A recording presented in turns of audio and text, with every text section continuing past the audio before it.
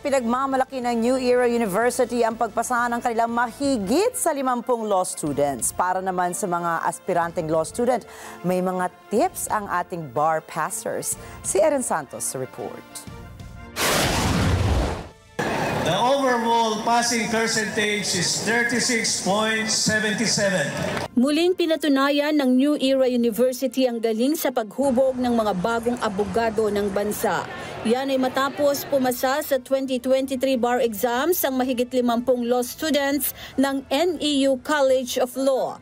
Sa loob po ng 3 taon na kung saan po tayo ay nakakuha ng mas mataas pa po sa national passing rate, ay masasabi po natin na marami pong nag-e-enroll sa ating College of Law, sa lahat po ng law schools dito po sa Pilipinas.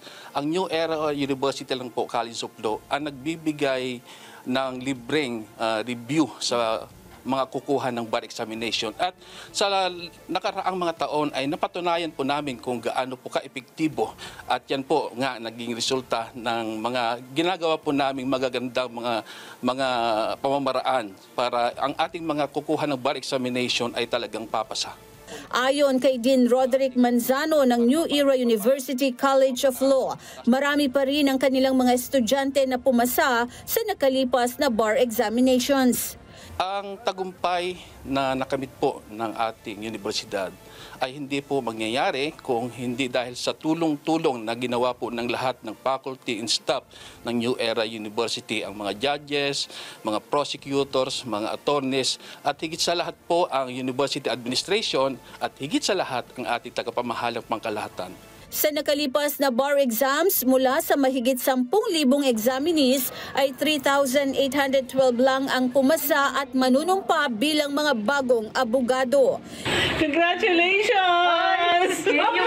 Isa sa NEU Law students na maswerteng pumasa si Karen Listica. Si Karen ay kasama natin sa Net25 News at writer ng Mata ng Agila International. Isa po ako sa mga nakapasa ngayong 2023 bar examinations po. Itong Hernan Do It, yun po yung hashtag namin. Sa ngayon po masaya ako pero hindi pa siya gano'n nagsising in. Siguro po kapag nakapirma na ako talaga nung role, baka doon ko lang po talaga ma-feel yung ultimate happiness. Sa unang bar exam, hindi pinalad si Karen. Pero hindi siya pinanghinaan ng loob, kaya muling sumubok. 74. Sobrang sakit. Yun yung best bar ever. Sobrang sakit na umabot sa punto na hindi na ako nag-open ng lights ng kwarto ko. Panata. Talaga kasi mahirap talaga yung bar. Ito ang tip ni Karen sa mga susunod na bar takers. Katulong sa akin yung hindi ako nag-social media. Tapos, sa maniwala kayo sa hindi, I jog. Nag-jogging pa rin ako kasi importante yon. Tapos, I eat the right food. Ayun, simulan yung araw ng panalangin, tapusin yung araw ng panalangin. Abala na siya sa paghahanda para sa napipintong oath-taking.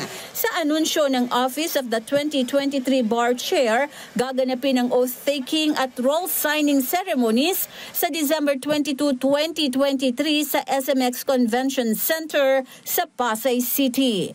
Eden Santos para sa Mata ng Agila. Matatag, matapang, matapat. Maraming salamat sa inyong pagsubaybay sa Mata ng Agila Primetime. Para malaman ang matatag, matapang at matapat na mga balita, ay i-follow lamang at mag-subscribe sa @Net25 TV.